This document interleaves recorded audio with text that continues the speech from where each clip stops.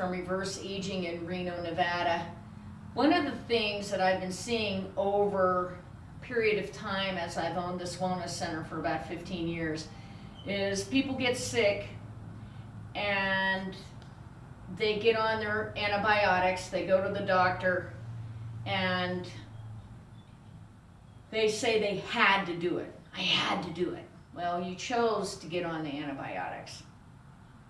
And a lot of times people have recurrent infections that they don't realize that actually were stemming from the first issue that they had. 10 days later, 3 weeks later, 21 days later, they get another infection. So then they can get the flu, they can get pneumonia, there's several different things. You can get diarrhea. Sometimes people have parasites that are improperly diagnosed as having a cold. A lot of times that if you have parasites, for instance, in your lungs, that you picked up the number one parasite that's out there that they have reported, at least in Dr. Hulda Clark's book, who's no longer with us, A Cure for All Diseases. She said that the number one parasite that we have is Ascaris lumbricodes, and you can get that from dogs and cats mostly. But if you were to get a parasite, let's say from the water, from fruit, from breathing outside, windy day, whatever it is, and you picked up that Ascaris lumbricodes, it goes into your skin if you're in the dirt, or it goes into your nose or into your mouth through ingestion, air, and then it goes from your body, wherever it's going to go, whether it's in your nose or in your lungs or in your skin, it goes into your lungs, and then they're at this kind of gestation state for a while. And what these parasites do is they hatch every 3 weeks on average. And if you were to pick up a parasite and then you were to have them in your lungs, you would have an allergic kind of reaction when they start to come out of your lungs, and they go from your lungs, and then up your trachea, and then when they come out, you feel as though that it's mucus, and you can blow your nose, you're going to get a sore throat, and what happens is they just go down your throat into your stomach, and then from there they either stay, they go a little bit deeper, or they migrate into your skin again, your lungs, your heart, your eyes, your ears.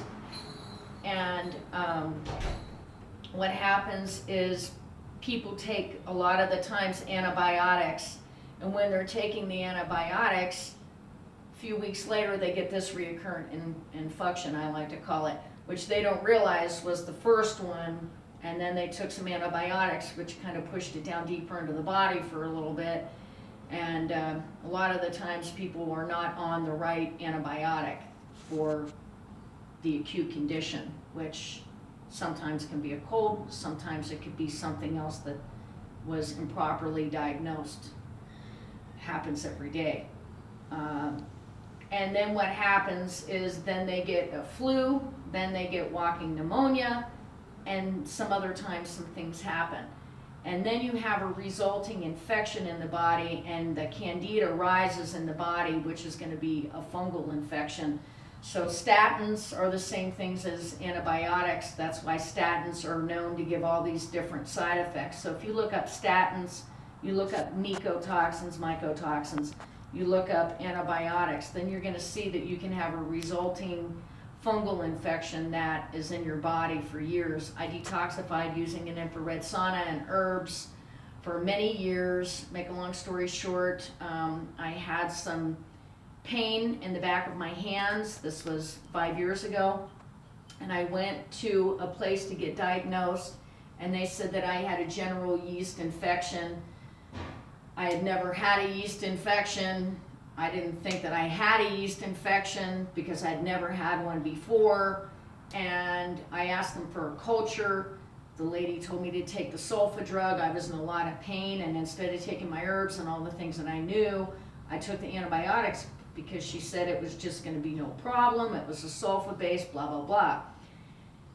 Well, I asked them to get a culture, and then a few days later, I called them back on the phone because they didn't call me, and I finally went down there and talked to the doctor, and they said, oh, we did find something, and I had E. coli in my bladder that I got, I believe, from Mount Shasta when I was drinking the river water there. Somebody, I was staying at their house, they said the water was filtered, it was so great and how pure it was, and then I found out it was river or stream water from the mountain that hadn't been either municipally treated to get rid of the microbes or filtered at all.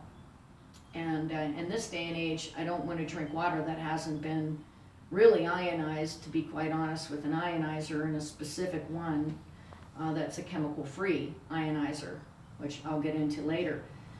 So then I found out through the E. coli, because I was educated enough to ask for a culture, that I had E. coli in my bladder. I sold 2 infrared saunas to pharmacists here in Reno, and they both said, since you took the first sulfa drug, that was supposed to be mild and safe and everything, that is a contraindication for the E. coli that you had in your bladder, so now you have to take the other drug.